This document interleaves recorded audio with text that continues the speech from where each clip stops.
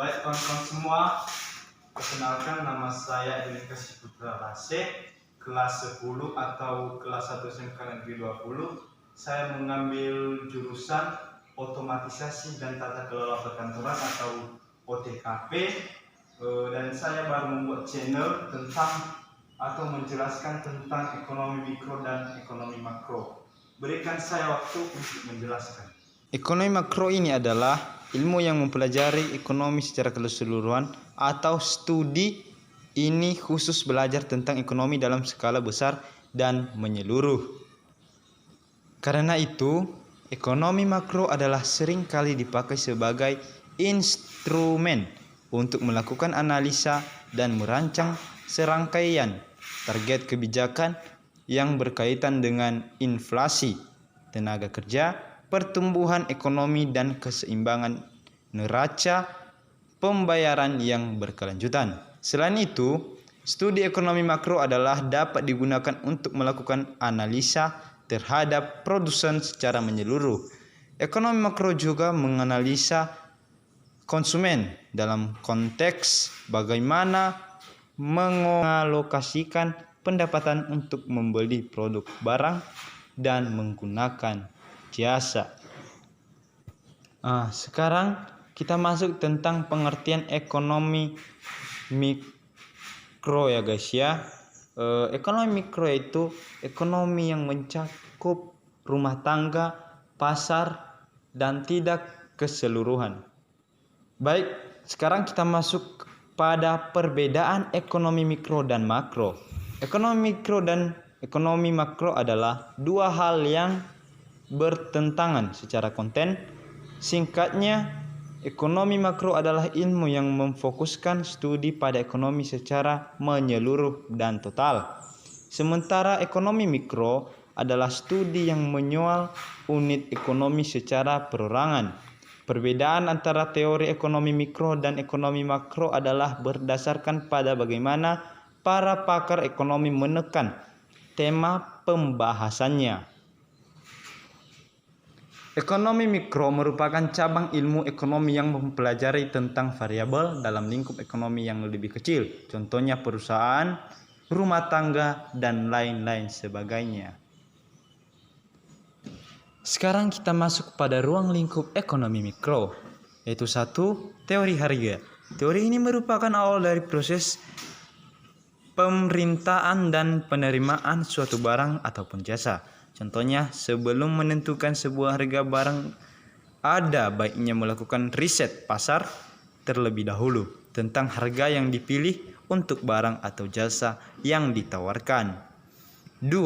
Teori produksi. Berbeda dengan ekonomi makro yang tidak memiliki teori produksi. Teori produksi dilakukan agar pendapatan, pengeluaran, dan persentase laba yang didapat jelas. Masuk kita pada nomor 3, teori distribusi. Teori ini membahas tentang pengeluaran yang dikeluarkan oleh badan usaha untuk kebutuhan seperti pembayaran upah maupun gaji kepada karyawan yang telah selesai mengerjakan tugasnya. Baik, kita masuk pada efek ekonomi makro pada mikro, yaitu hal ini mengakibatkan meningkatnya pinjaman dan menciptakan iklim investasi yang lebih besar dan membantu bisnis berinvestasi dalam aset, proyek, dan rencana ekspansi. Dalam ekonomi makro pada mikro ini, efeknya itu contohnya, jika bank sentral negara itu memotong suku bunga atau dampak makro sebesar 100 basis poin sama dengan 1%, ini akan menurunkan biaya pinjaman bank umum. Hal ini pada gilirannya membantu penurunan suku bunga simpanan mereka yang memberi ruang untuk menurunkan suku bunga kredit dan kepada individu dan bisnis.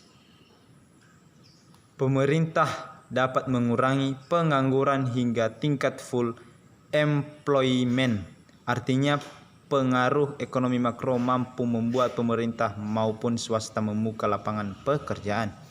Yang keempat, menjaga kestabilan ekonomi. Itu pengaruh ekonomi makro juga dapat dilihat dari keadaan perekonomian. Efek mikro pada makro. Kondisi ekonomi mikro adalah salah satu sumber informasi dan bahan untuk ekonomi mikro berguna untuk melihat keberhasilan pemerintah dan perkembangan ekonomi. Baik, kita masuk pada tujuan ekonomi makro. 1. Meningkatkan perbedaan negara. Dengan adanya ekonomi makro, kita bisa mengetahui dengan jelas pendapatan nasional negara. Dari sini dapat terukur dengan jelas apakah perekonomian negara kita stabil atau tidak.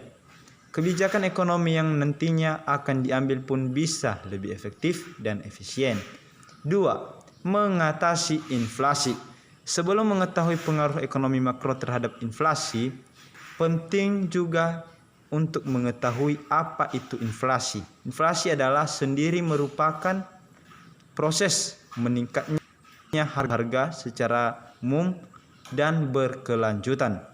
Kenaikan harga satu atau dua barang tidak dapat dibilang inflasi kecuali sifatnya meluas atau mengakibatkan kenaikan harga barang lainnya.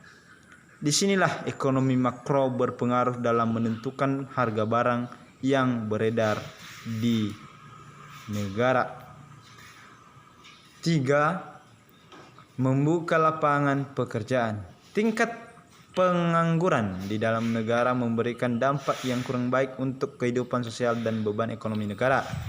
Dengan keberadaan ekonomi makro beserta kebijakannya, pemerintah dapat mengurangi pengaruh ekonomi makro dapat juga dilihat dari keadaan perekonomian kita. Apakah stabil atau tidak? Dalam hal ini, stabil bukan berarti kondisi ekonomi di negara selalu tinggi, tetapi mengacu pada kondisi di mana variabel ekonominya fluktuatif, terutama harga komoditi dan tingkat pendapatannya masih tergolong wajar. Kestabilan ekonomi juga dapat dilihat dari kesempatan kerja, kestabilan pada tingkat harga barang secara umum, sampai tingkat pendapatan masyarakat. Baik, kita masuk pada pengaruh ekonomi makro pada bisnis. Tujuan ekonomi mikro yaitu menganalisis pasar dan bagaimana mekanisme dalam membentuk harga yang relatif pada produk atau jasa. Begitulah tujuan ekonomi makro dan mikro. Kita masuk pada langkah atau bab selanjutnya. Cukup sampai di sini tentang penjelasan ekonomi mikro dan makro. Banyak lagi hal-hal yang bisa kita bahas untuk kedepannya. Baik, sampai di sini channel ini. Saya ucapkan terima kasih. Jika ada kalimat atau kata yang salah di penjelasan saya, mohon dimaklumi.